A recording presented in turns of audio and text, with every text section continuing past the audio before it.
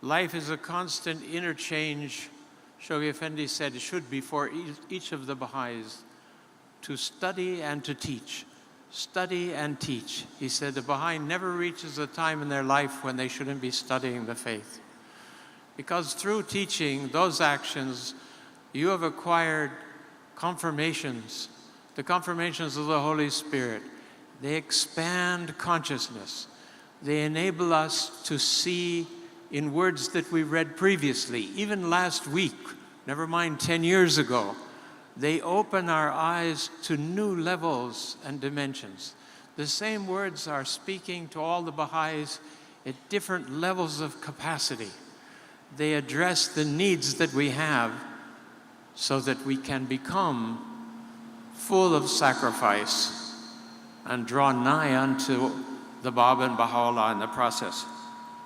One of the interesting parallels that Shoghi Effendi makes after describing the martyrdom of the Bab and the worldwide effects of his ministry and sacrifice, he draws a parallel with the life and acts of Christ, of Jesus Christ. I just wanted to present that to you briefly here. You can find it in God Passes By in the chapter on the martyrdom of the Bab. Shoghi Effendi explains, it would indeed be no exaggeration to say that nowhere in the whole compass of the world's religious history, except in the Gospels, do we find any record relating to the death of any of the religion founders of the past comparable to the martyrdom suffered by the Prophet of Shiraz. That's his opening here. So strange, so inexplicable a phenomenon attested by eyewitnesses, corroborated by men of recognized standing and acknowledged by government as well as unofficial historians among the people who had sworn undying hostility to the Babi faith, may be truly regarded as the most marvelous manifestation of the unique potentialities with which a dispensation promised by all the dispensations of the past had been endowed. And of course, this is a reference to the miraculous volleys that didn't touch the Bab and his disciple, Anis. The enemies of the faith saw this with their own eyes. Everybody saw it. Government officials, the consular services in Tabriz, they were present and saw these things and wrote about them.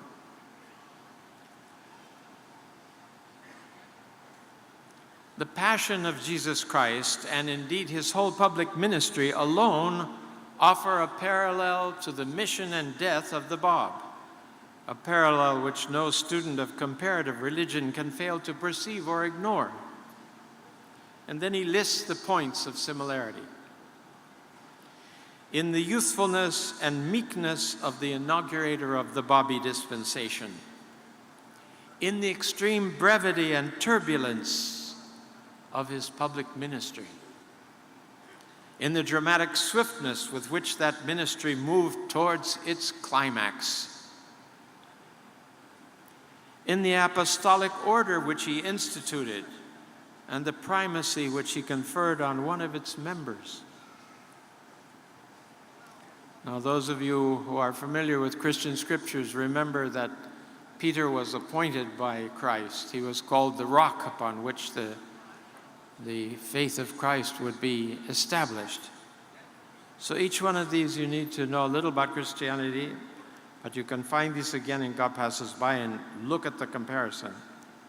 In the boldness of his challenge to the time-honored conventions, rites, and laws which had been woven into the fabric of the religion he himself had been born into.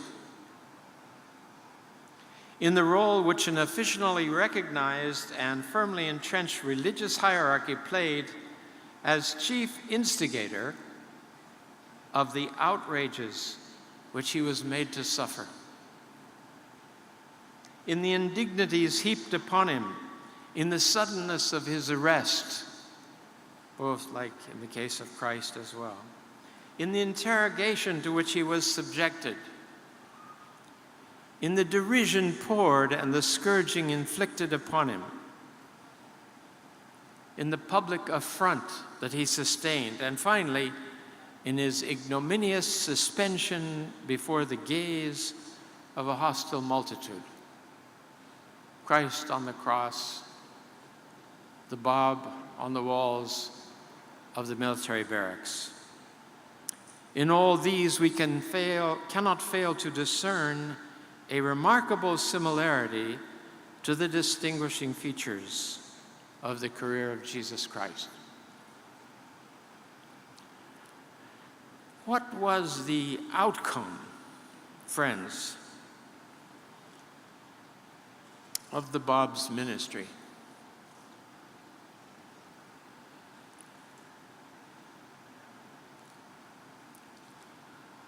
I wanted to cite, let's see if we have here. You know, Baha'u'llah has so clearly stated that the Bab, with his coming, has released those energies which will quicken mankind and lead it to its maturity. And its maturity is the fruition of his ministry connected with that of Baha'u'llah. But it starts with the Bab. And Baha'u'llah says these energies will move us toward the kingdom of God on earth. I read last year a note from the diary of Keith Ransom Kaler. Keith Ransom Kaler was a pilgrim in the presence of the guardian and had been chosen by him to go to Iran in defense of the cause, to champion the cause. She was a college graduate, a very brilliant woman, a wonderful speaker. And Shoghi Effendi mentored her for 4 months in the Holy Land before he sent her to Iran. And she's kept notes of things that he told her. He says this startling thing to her, which she can hardly believe her ears when she hears. He asks her, "Do you think, Mrs. Kaler, that the coming of the kingdom of God on earth depends on the actions of the Baha'is?" Not at all. She's totally startled. She said, "You know, we're constantly being encouraged and told to move forward and help build the kingdom and so on." She said, "Well, if that doesn't do it, then why are we doing it?" He says, "You're doing it for you, not for him.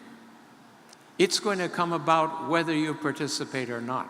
But if you participate, you get to share in the glory of the whole affair." That results in the fact that teaching the cause of God, as Abdul Baha says in the Will and Testament, which may appear mysterious to us, he said it's the greatest gift of God. In the past, teaching religion was limited to certain groups in society, to clergy, to those who were recognized as learned in religious matters. Whereas today, he said it's the duty of every Baha'i to proclaim the cause of God.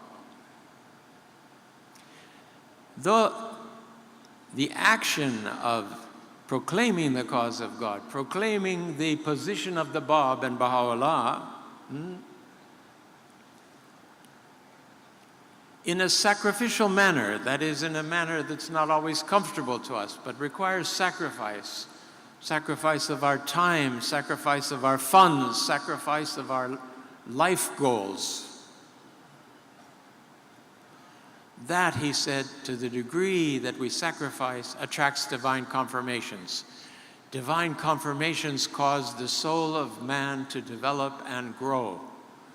Abdul Baha says, you stop teaching the cause, the confirmations are cut off. If the confirmations are cut off, your spiritual growth stops. So he's giving us a formula. He's saying, you know, be constantly engaged in teaching the faith. Think about it 24 hours a day. Think about new souls that could hear the sublimity of God's proclamation from your mouths, that you might be the means of passing the spark and light that's in your own heart to their hearts, and therefore receive the confirmation, both of the light of Baha'u'llah and the light of the Bab. What's been the outcome? I want to share with you one sentence from Retrospect and Prospect, the last chapter of God Passes By. In one sentence, Shoghi Effendi surveys the effect from the time of the Shaky school all the way to this world community that's been generated by this process. This process which was energized through the life and sacrifice of the Bab. The outcome. A handful of students belonging to the Shaky school sprung from the Isna Ashariya sect of Shia Islam. Well, that sounds very difficult. Isna Ashariya, maybe you know, it means 12, the 12ers, those that believed in 12 imams, because there's some that believe in 5 and some believe in 7. We are the inheritors of the 12, belief in the 12 imams. So this handful of students sprung from the Isna Ashariya sect of Shia Islam had, in consequence of the operation of this process, been expanded and transformed into a world community. Then he characterizes the community in all these short phrases. He said, it's closely knit, it's clear of vision, alive, consecrated by the sacrifice of no less than 20,000 martyrs. Supranational, above nations, above nationhood. Non-sectarian, non-political, claiming the status and assuming the functions of a world religion, spread over 5 continents and the islands of the seas. Now, he's giving statistics here of 1944. You can hear them, but think of where we are now, you know, with 180 national assemblies and so on. With ramifications extending over 60 sovereign states and 17 dependencies, equipped with a literature translated and broadcast in 40 languages. Now it's over 800. Exercising control over endowments representing several $1 million, or just hundreds of millions, if not billions of dollars in endowments that we have all over the world. Recognized by a number of governments in both the East and the West. What a change from this handful of students that went out to discover the Bab.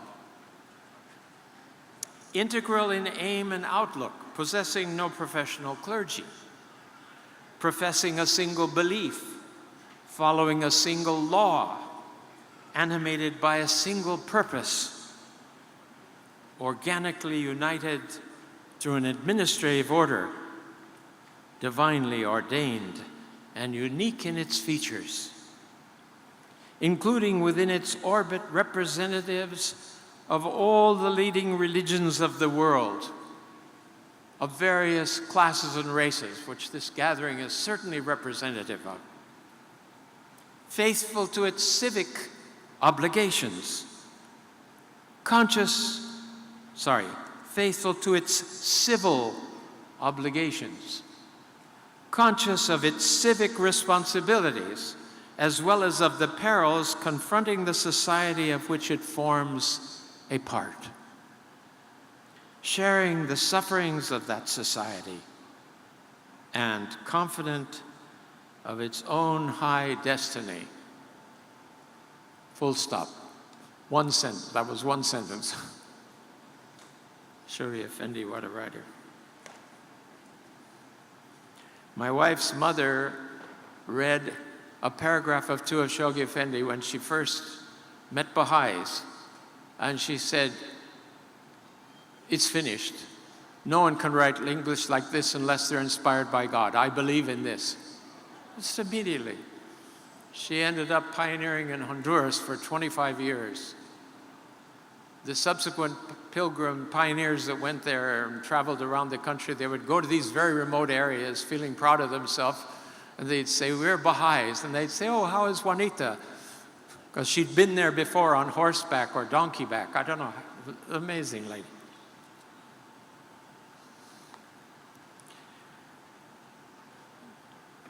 Now, I wanted to move from that to a message of the Guardian that was written in July of 1950. So you can imagine what kind of a message this was. It was 100 years after the martyrdom of the Bab. And he was highlighting the sacredness of that occasion. But in the process, he gives us insight into the influence, the extension of these energies of the Bab, released by the Bab, and what they've done in the world.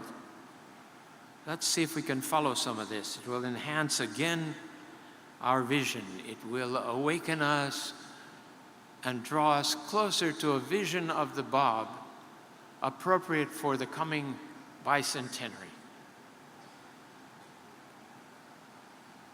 He addresses it to the assembled representatives of the American Baha'i community gathered beneath the dome of the most holy house of worship in the Baha'i world. Why is the Wilmette, the Chicago temple, the most holy house of worship in the Baha'i world?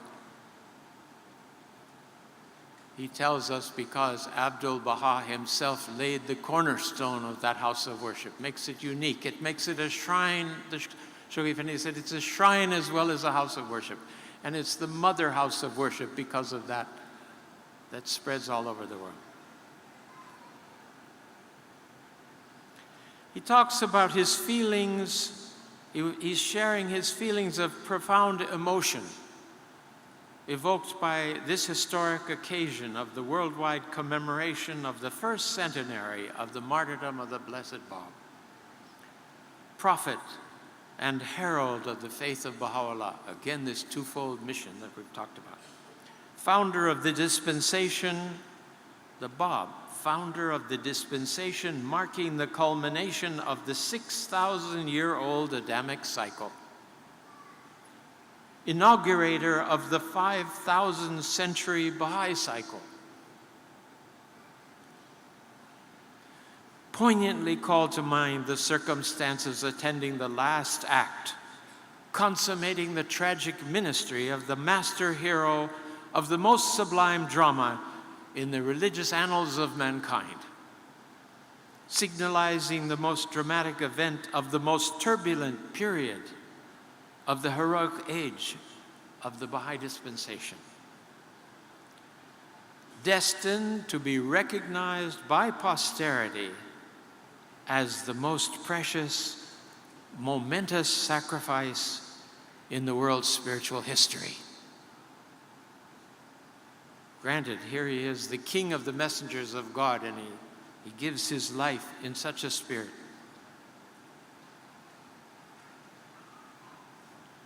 On the occasion, Shoghi Effendi writes, recall the peerless, this is in Kabylese language, so it's not quite full English.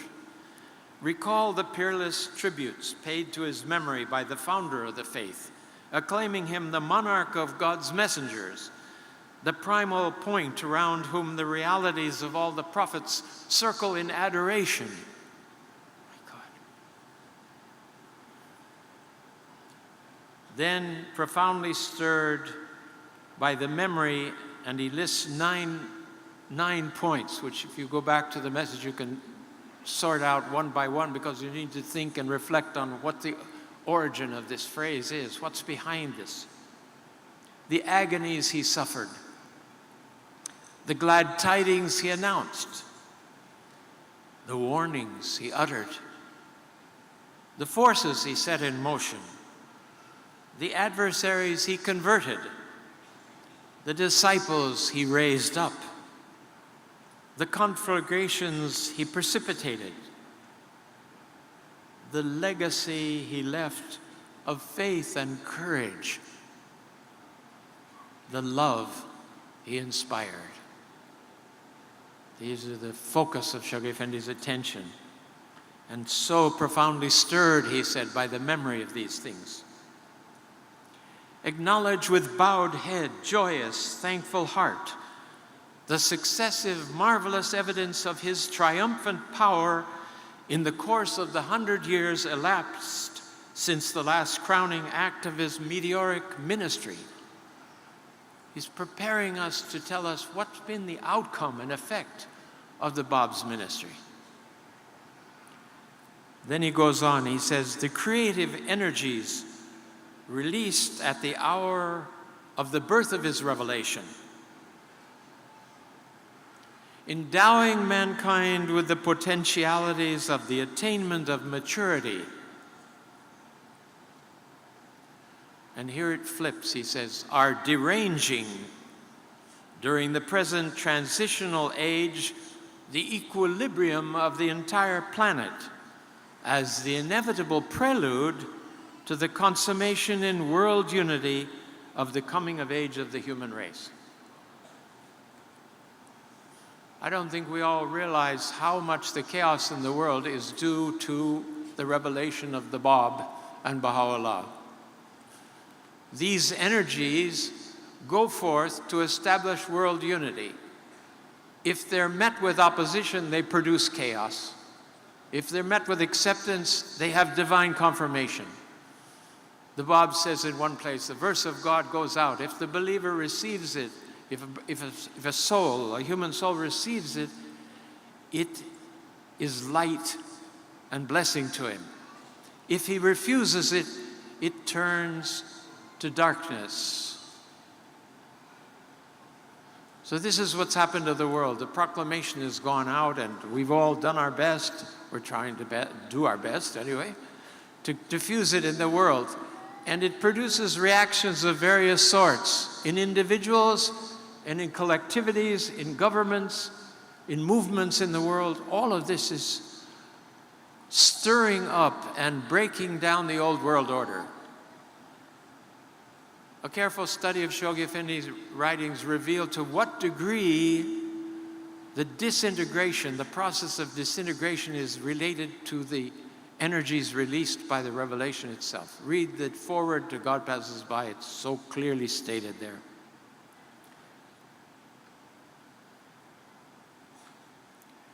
This is also a confirmation of what we were talking about that Keith Ransom Kaler heard from Shoghi Effendi. The energies released have endowed mankind with the potentialities of attaining maturity. There it is. That's the promise. Then he talks about the portentous but unheeded warnings addressed to kings, princes, ecclesiastics are responsible for the successive overthrow of 14 monarchies of East and West, the collapse of the institution of the caliphate, the virtual extinction of the Pope's temporal authority. Temporal authority, he was the ruler of lands as well as the ruler of the church. But all of that through revolution was taken away from him. And this Pope Pius IX, who received the message of Baha'u'llah, to whom the message of Baha'u'llah was addressed, suffered the greatest humiliations. The Italian forces that were in opposition to him marched on the Vatican. He was seen on the steps of St. Peter's on his knees praying to God to stop the attack. And they came and they surrounded, and finally he had to raise a white flag over the Vatican, over St. Peter's, and give over his kingdom to these forces. Virtual extinction of the Pope's temporal authority. He goes on, he says, the progressive decline in the fortunes of the ecclesiastical hierarchies of Islamic, Christian, Jewish, Zoroastrians, and Hindu faiths.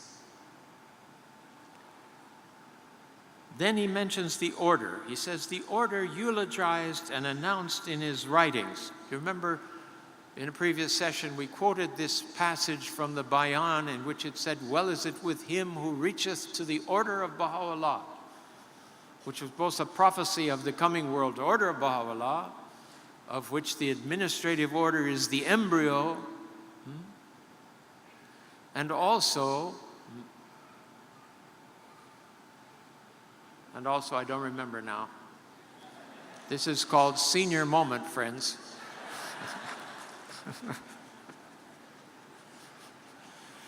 I presume he'll tell me later, or I'll see it in the text somewhere.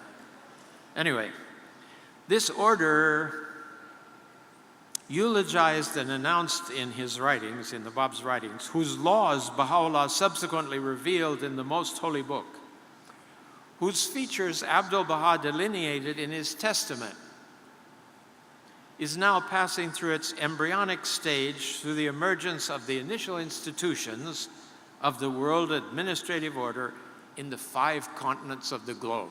So this is now 1950, Shoghi Effendi's painting this divine picture for us all. The clarion call sounded in the Qayyum al-Asma, summoning the peoples of the West to forsake their homes and proclaim his message. This is in the very first chapter of the Qayyum al-Asma. Was nobly answered by the communities of the Western Hemisphere, headed by the valorous, stalwart American believers, the chosen vanguard of the all-conquering, irresistibly marching army of the faith in the Western world.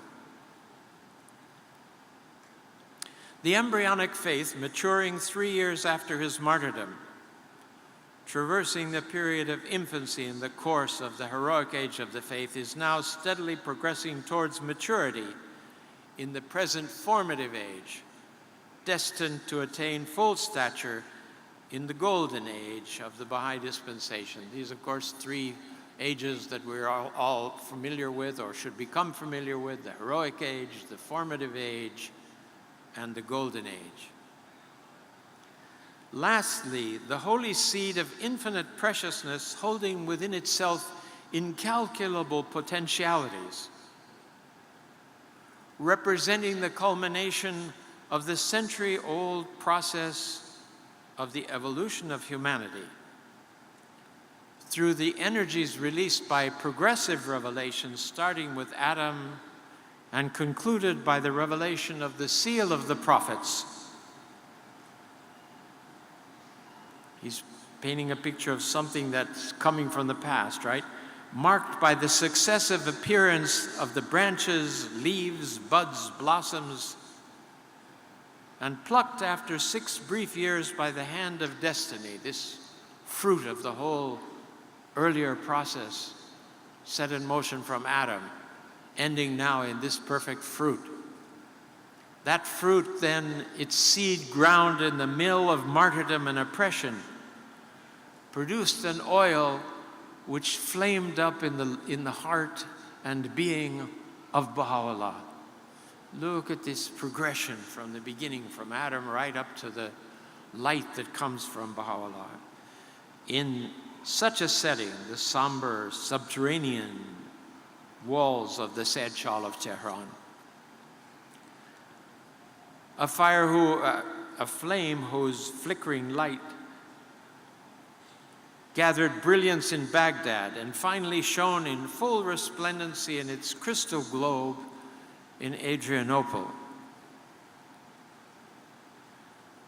whose rays warmed and illuminated the fringes of the American, European, Australian continents through the tender ministerings of the center of his covenant,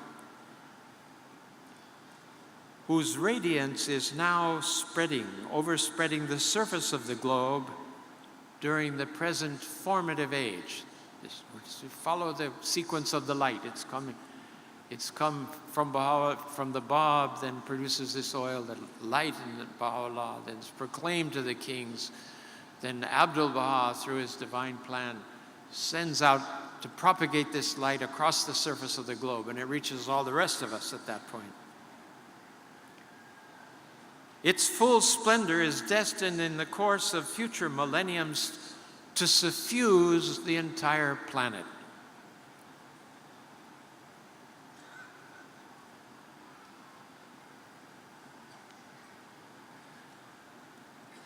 want to stop here for a moment, friends, and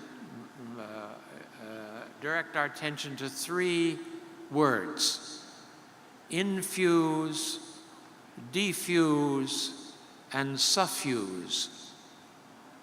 Infuse was the release of the divine energies by the Bab and Baha'u'llah into the world of human consciousness, into the realm of this earth and its potentialities during the heroic age of the faith. With the latter years of Baha'u'llah's ministry, and more particularly with Abdul Baha and then Shoghi Effendi's ministries, this light was directed by them to be diffused across the whole face of the earth. I was reading the other day a letter of the Guardian to a pioneer couple who'd gone to an island and after some time of sacrifice had to leave the island. And Shoghi Effendi said to them that though they hadn't seen any visible consequence, nobody had accepted the faith on the island, their sacrifice had diffused the light of the revelation over the whole island, and now that light would continue to act there and would bring forth seeds and give its fruition in the future. Friends, this is what we're doing. Sometimes we go with all good feelings to open a place or to give the message of the cause. This is what we're commanded to do. We're not commanded to have victories. That's in His hands. We're commanded to go forth sacrificially and offer the cause. But we have to realize that even as the prayers we say in the privacy of our chamber, there are angels waiting to capture the light of our having repeated these divine words in this realm, in this lower realm, and they diffuse it to the hearts of receptive souls around us. Miraculous things going on. You think you're saying your morning prayers and you're all alone. You're not alone. Hosts of angels are waiting, and they diffuse it and carry it into the neighborhood. I mean, we're talking about neighborhoods. This is a good policy, the repetition of the verses of God, morning and evening. All these efforts, and that's why it somehow helps us to concentrate at times to say these things out loud. Though it's not required to fulfill the law, it is very helpful to help us concentrate, Abdul Baha says. Then, after the diffusion of this light, which has really taken place with the fulfillment of carrying the light of the cause, diffusing the light of God to all the territories mentioned in the divine plan, now we are approaching with a new culture a process of suffusing, letting that light enter into the very life of our communities and transform them. Infusion of the energies, diffusion of the light, penetration and suffusion of that light into the life of the whole of human society. This is the process, I think, that's being referred to here.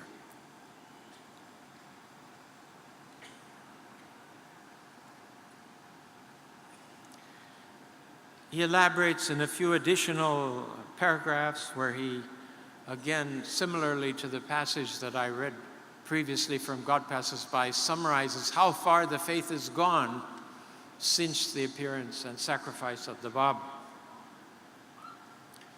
And finally, he at the end appeals to the friends, and through those friends and through that occasion to all of us. I appeal on this solemn occasion, at this anxious hour in the fortunes of this travailing age, to the entire body of the believers, to rededicate themselves and resolve, no matter how great the perils confronting their sister communities on the European, Asiatic, African, and Australian continents, however somber the situation facing both the cradle of the faith and its world center, however grievous the vicissitudes they themselves may eventually suffer, to hold aloft unflinchingly the torch of the faith, impregnated with the blood of innumerable martyrs, and transmit it unimpaired, so that it may add luster to future generations who will labor after them. The Guardian's appeal on a very important centenary, fully applicable, I think, friends, to this commemoration and celebration of the bicentenary of the birth of the Bob that we're approaching. Thank you. So I'm sure you all remember these 4 steps that we're examining here. Prayer, meditation, study of the holy utterances, and action. We've considered the question of prayer. Before proceeding with, and meditation, before proceeding with the question of study, I wanted to refer to an extensive letter that Shoghi Effendi wrote to youth about spirituality. Very important theme, it seems to me, with respect to countering the materialistic tendencies of the society around us. This was to a young woman who was serving the faith at that time. The problem with which you are faced is one which concerns and seriously puzzles many of our present-day youth. How to attain spirituality is indeed a question to which every young man and woman must sooner or later try to find a satisfactory answer. It's precisely because no such satisfactory reply has been given or found that modern youth finds itself bewildered and is being consequently carried away by the materialistic forces that are so powerfully undermining the foundation of man's moral and spiritual life. Then Shoghi Effendi goes on, he says, indeed, the chief reason for the evils now rampant in society is a lack of spirituality. The materialistic civilization of our age has so much absorbed the energy and interest of mankind that people in general no longer feel the necessity of raising themselves above the forces and conditions of their daily material existence. There is not sufficient demand for things that we should call spiritual to differentiate them from the needs and requirements of our physical existence. The universal crisis affecting mankind is therefore essentially spiritual in its causes. The spirit of the age, taken on the whole, is irreligious.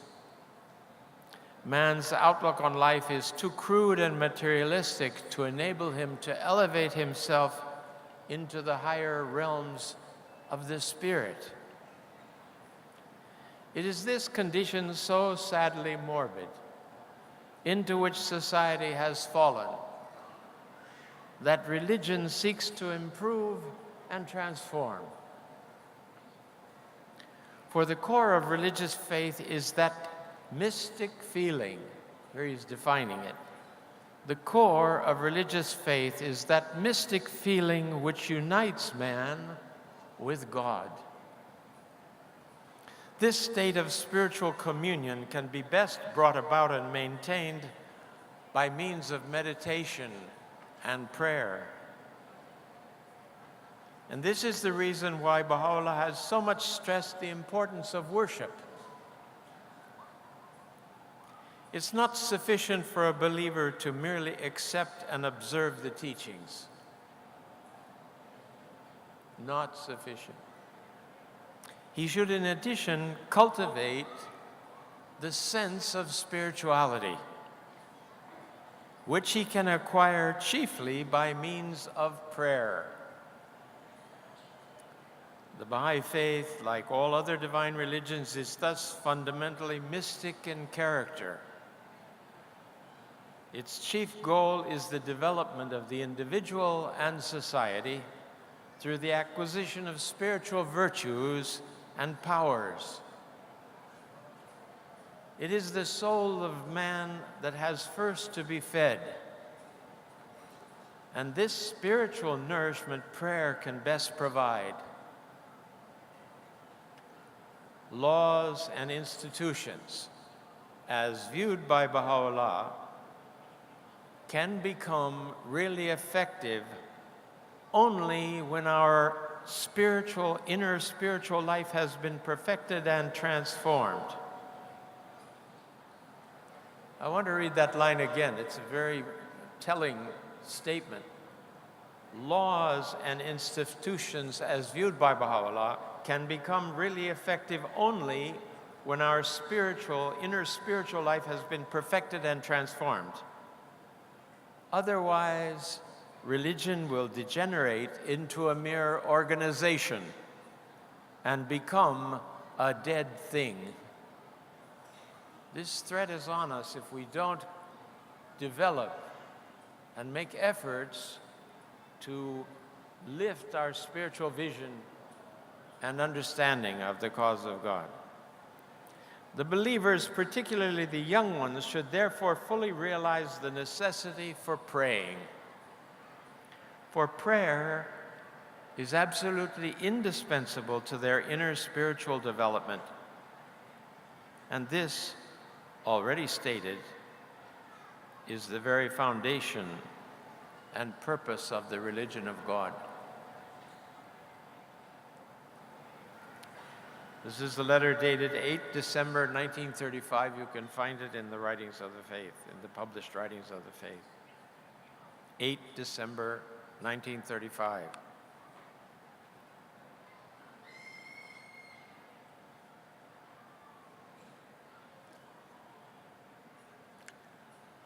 With respect to meditation, there are several letters from the Guardian. One, he says that there is no system or program for meditation in the Writings of the Faith. So he said it's left to the individual to choose how they might meditate.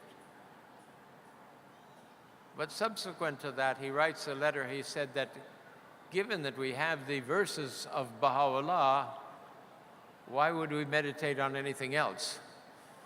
And if you think about the Ghan as you read through it, how many paragraphs begin with ponder, consider, reflect? The meaning of the verses is clearly developed through thinking about them and asking our spirit questions about them, asking Baha'u'llah questions about them, if you will. We have this inner dialogue that goes on in meditation because there's a voice in us that every time we want to do something, we ask that voice, should I do this or not do it? Who are we talking to? Abdu'l-Baha says it's our inner spirit, our inner reality, our soul. We consult it all the time. And it's inspired if we pray and we meditate with the truths of Baha'u'llah's revelation, which guides and directs us. Now, you know that in the Gleanings, there's a tablet where Baha'u'llah says that it is incumbent on everyone to teach the cause of God. There's no footnote down there that says, friends, do this if you are rich. This is an instruction for those that are well educated. This is an instruction for those that are beautiful in physical form. This is an instruction for youth. This is an instruction for old and saintly people. None of those. He just says straight out, this is for everybody. I'm looking at a whole hall full of everybody. There's nobody that's outside of that mandate of Baha'u'llah, commanding us to teach the cause of God. Then he says, Let whosoever arises to teach first teach their own selves, so that the spirit of the words that they speak may take effect in the hearts of the listeners. If we don't teach ourselves the cause of God, he says there will be no effect whatsoever. Wow. The House of Justice, on the basis of those kind of statements, created a compilation, and it's called Deepening Ourselves in the Spiritual Reality of the Faith, or something of the sort. Deepening is the main word there. And in it, the research department who developed the compilation and the House of Justice that edited it and honed it to what it wanted it to be, in it they quote first from Baha'u'llah about the importance of study and deepening of in the cause, and then Abdul-Baha,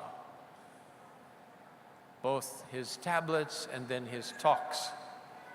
And in his tablets they quote 5 tablets that are not anywhere else about the importance of the Baha'is memorizing the proofs of different aspects of the teachings, the proof for the existence of God, the proof for the existence of the soul, the proof of immortality of the soul.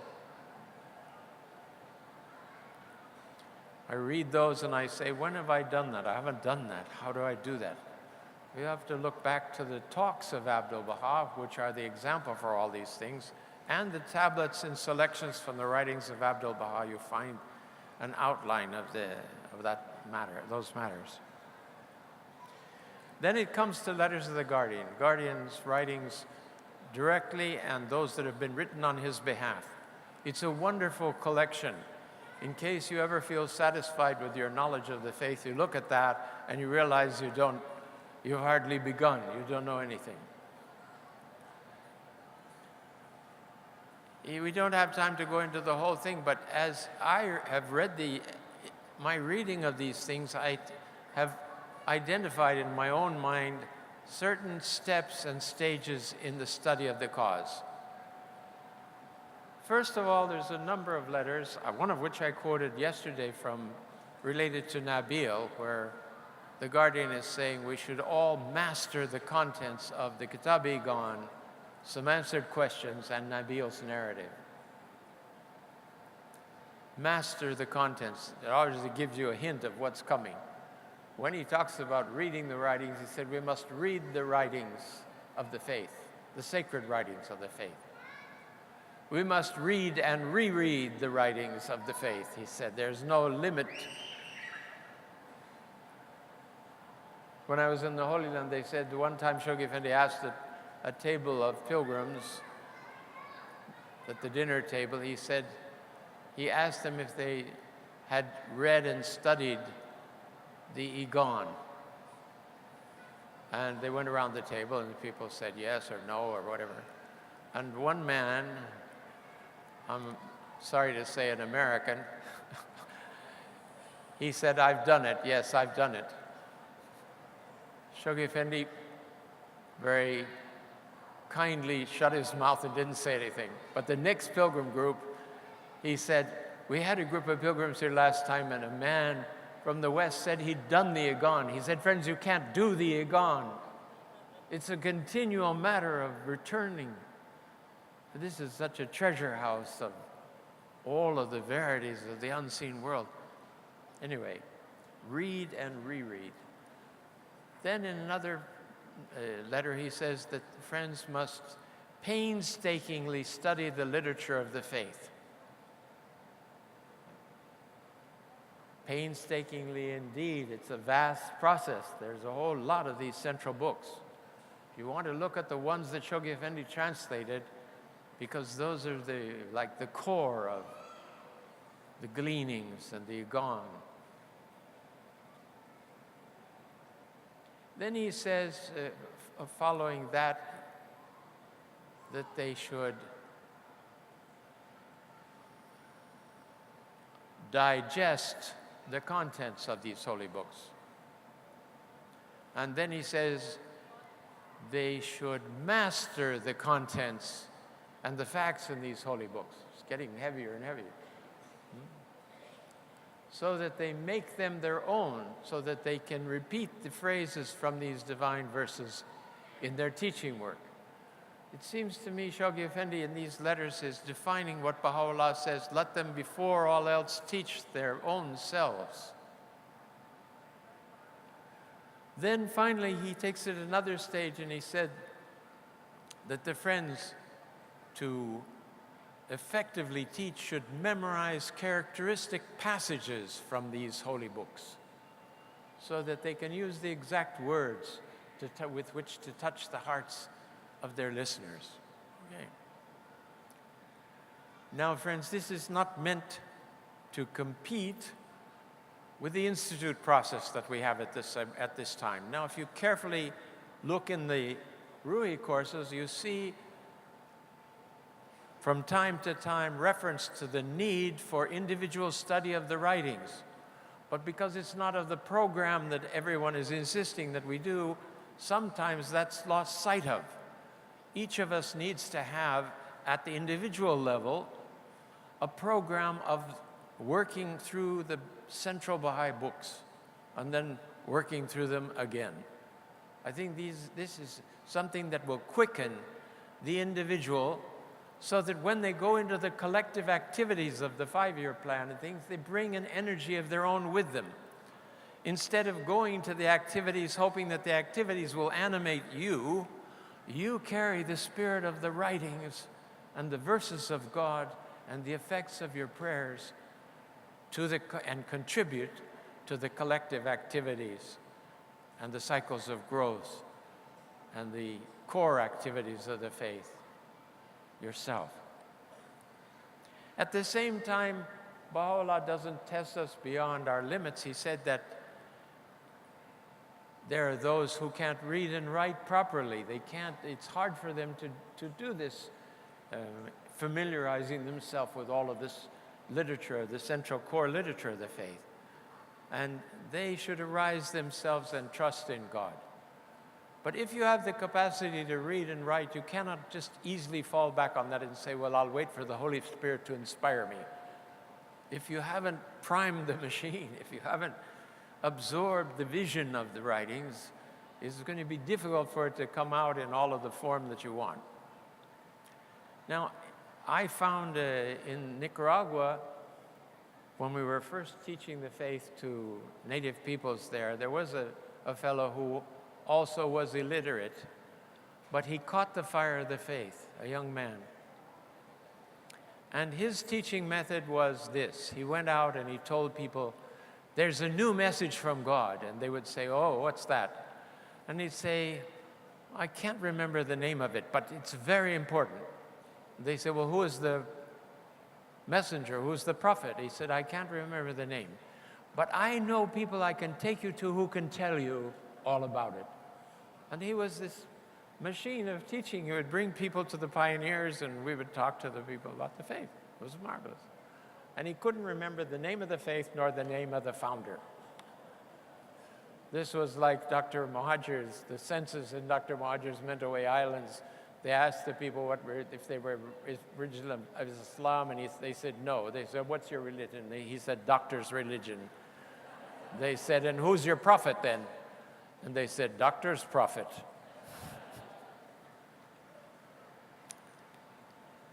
So here we have this phrase as read, reread, painstakingly study, absorb, digest, master, memorize. This is the cycle of our interaction, if you will, as described by Shoghi Effendi with the sacred texts. Lastly, then, he said what's so important now is after all of this is action. And much of the action is prescribed by us presently in the present stages of the evolution of the divine plan, the tablets of the divine plan, which we're carrying out in our activities and services.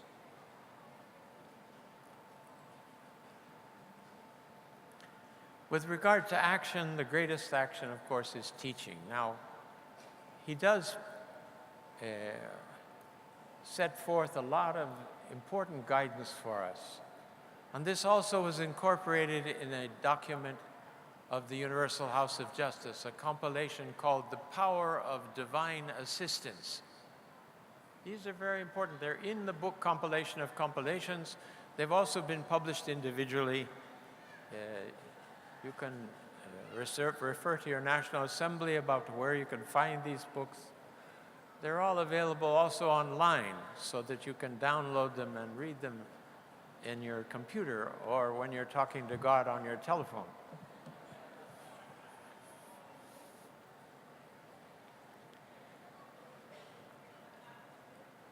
Again, my own individual take of the contents of those compilations after reading them, and I now need to go back and reread them again. They divide easily into three major elements. Some of the elements are in one letter, some in another. Some of them are all together in one letter. And what are those elements, we ask ourselves? The first one, friends, is very important. The guardian citing the central figures of the faith and emphasizing himself. He says, when you want to arise to teach, you must overlook your shortcomings. You must not concentrate on your weaknesses. He said, if you do that, you will never arise, because it will paralyze you. We all look and we see the magnitude of the faith, and we see the requirements of the teachers and the qualities and aspects we should have, and we don't find them in ourselves. And we become discouraged. Or we have done something in our lives that we say, I'm unworthy to teach the faith. Friends, as far as I understand, in the cause of God, anything we do, if we're sincere in our belief in God and in Baha'u'llah, we can take this matter, and we must take this matter to Baha'u'llah for forgiveness. Now, the fact, if we don't want to ask forgiveness for something, that thing stays in us in a sense. It remains in us. It will paralyze us. You may think what you've done is something terrible. I don't know. As far as I can see, the names of God, the ever-forgiving, the all-forgiving, the most forgiving, will cover most cases that you will face in your lives, you know. The other side of that is that we must forgive ourselves, because sometimes we're harsh on ourselves. It's a good thing to be watching what we do and don't do. We recognize our shortcomings, but we trust in God that He will enable us to go forward. Dr. Getzinger was with Abdu'l-Baha, and he asked him about this question of the tests. And Abdu'l-Baha said, the tests of God are like this, he said. They're sent to you for your growth and purification. And you have a test that you're trying to, and I think, frankly, friends, any of us, if we take a moment and think about it, we remember and know exactly what the big test is in our life. And sometimes we're saying to Baha'u'llah, well, can we save that one for later? I'll take care of that a little. First, let us take care of some of these other things. No, that's the one right there that you have to face. And Abdu'l-Baha says the test comes, the believer has resolved to never fall into this mistake again, immediately falls into the mistake again. Then he again has to resolve to overcome this shortcoming, to overcome this habit, to overcome this mistake that he keeps making, or she keeps making. I think both sexes make mistakes as far as I understand. And then he said that it repeats again, and it repeats again until the soul is withered from making resolutions and not fulfilling them. And finally, it becomes desperate, Abdu'l-Baha says. And the individual throws themselves upon Baha'u'llah, begging him to help with this because he is unable to resolve this himself. As hard as he tries, as many times as he resolves, he can't get over this problem. And then the master says, the problem is lifted. The test comes again, they're impervious. They don't have a problem with the test anymore. But it takes completely throwing yourself upon the mercy of God and realizing that the strength to do good actions depends on Him, not on oneself. This is a very big lesson. We think, oh, I can solve that, but we don't manage somehow. Very interesting principle. Of course, the tests are like an onion, you know. You get the first layer off and there's a new fresh one right under it that you have to face. So this succession, but the wisdom of God is in the very order of the things that come at us that we have to resolve. Anyway, Shoghi Effendi says, do not dwell on these shortcomings. The call to action is complete.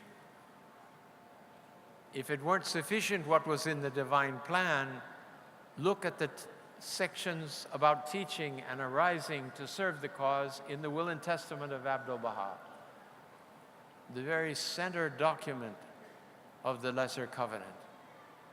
So important. There he calls upon all the peoples of the world. You know, there was a mandate from the Master that the North Americans be the champion builders and the principal executors, chief executors of the divine plan. And Shoghi Effendi added, and this is in messages that have now been published for the first time in a book called A Fire with the Vision, the collected letters of Shoghi Effendi to Latin America during the whole of his ministry, really. It starts very early off with letters to Leonora Armstrong, who was the spiritual mother of South America, the pioneer that settled South America after the travel teacher Martha Root's heroic travels around South America, Central America.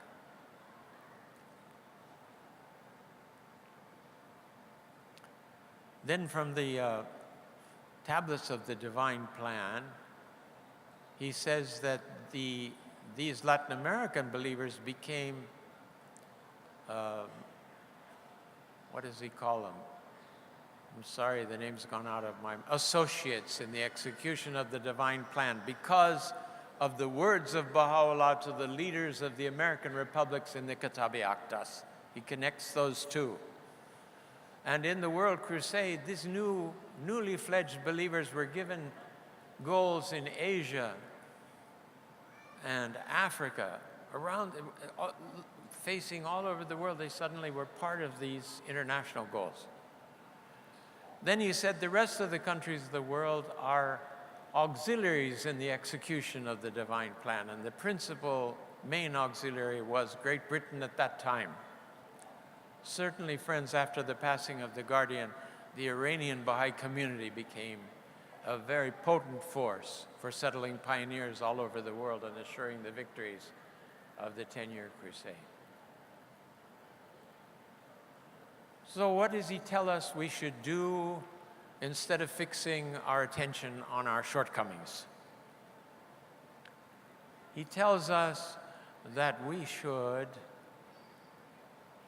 focus on the promises of the Blessed Perfection, the promises of Baha'u'llah.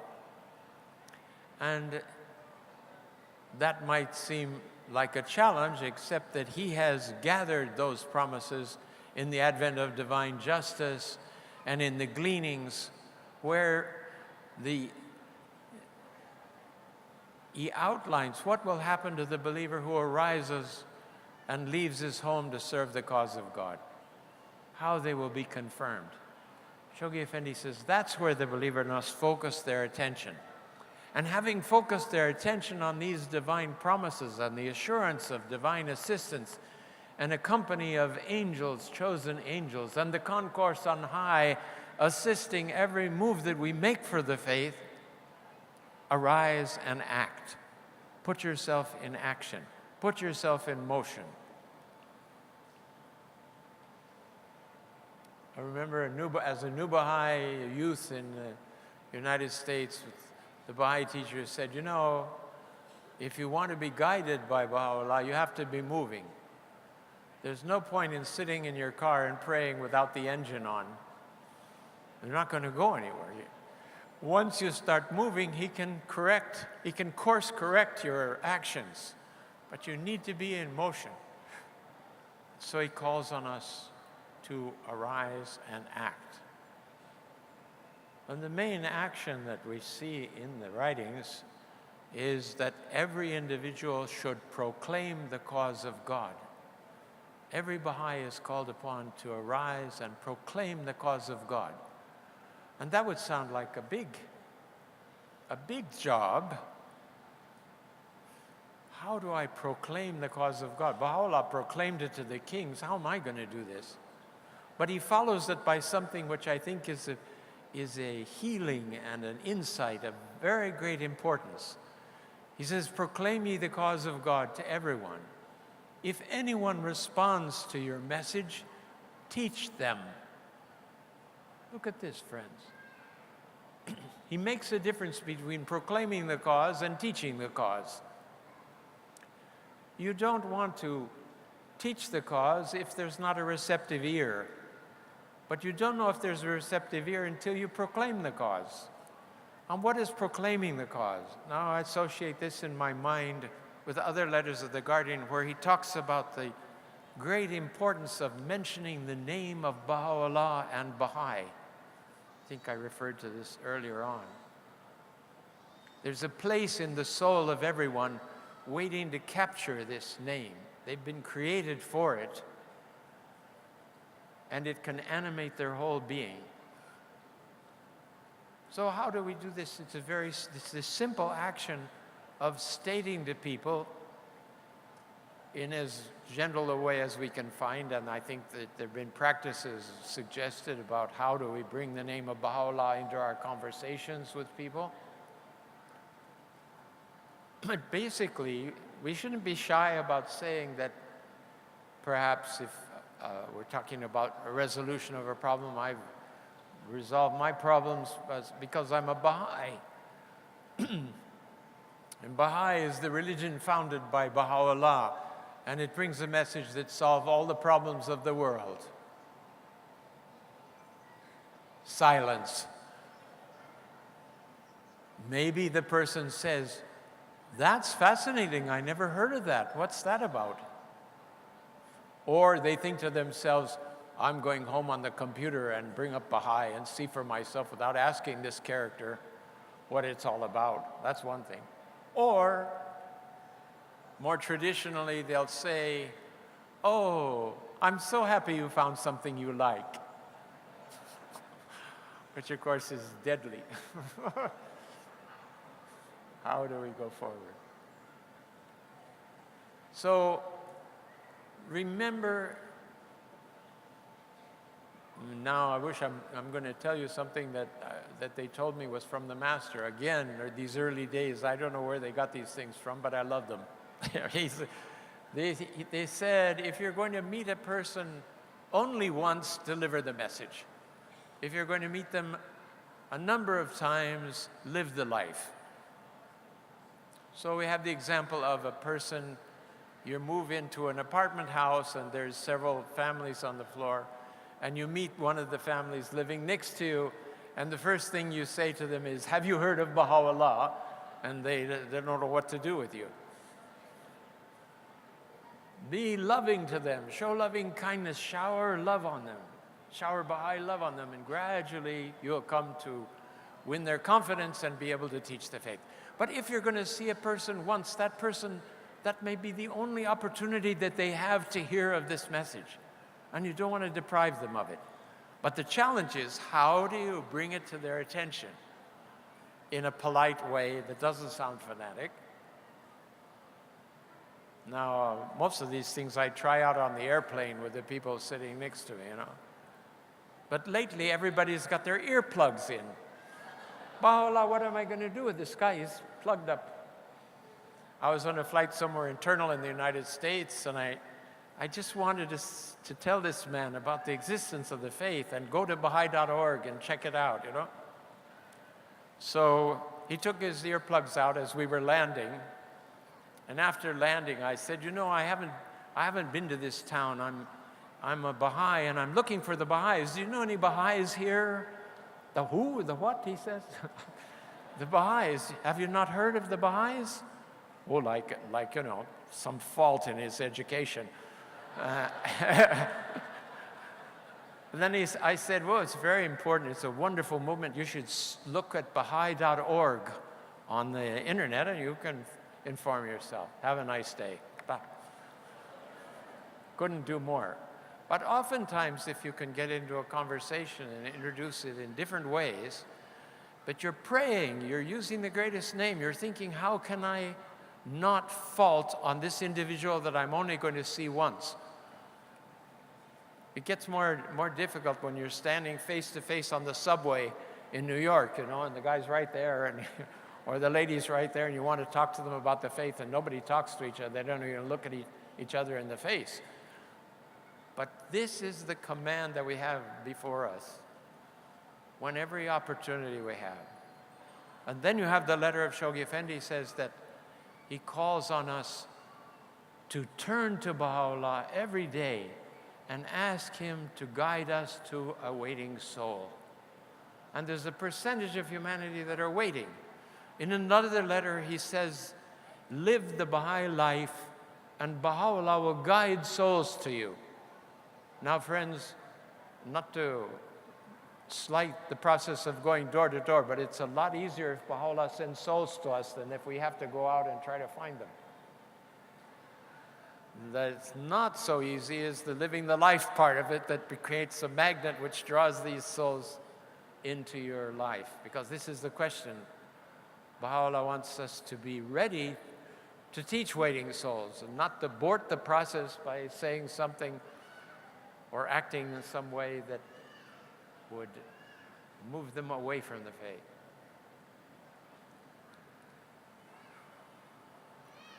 Friends, I'm sorry to harangue you so much with all of these admonitions and guidance. And you pray that I can fulfill them in my own life, God forbid, because my words mostly are exceeding my actions.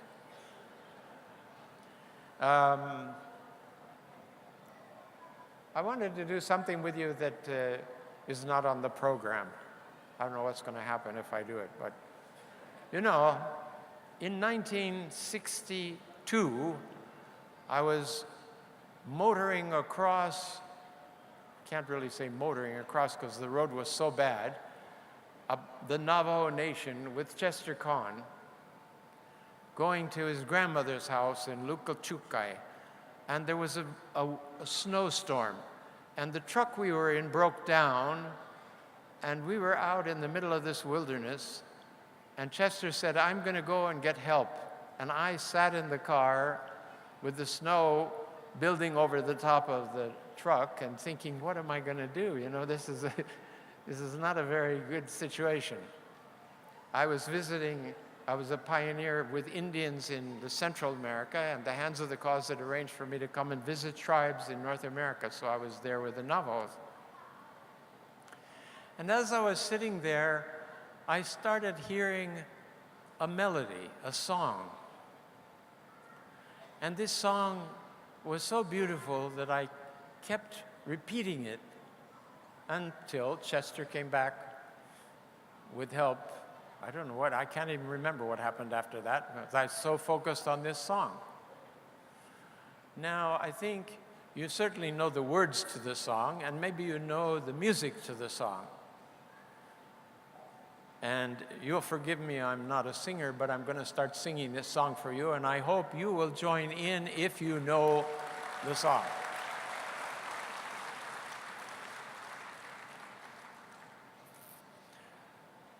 God help me to get the right key. I don't know, that's the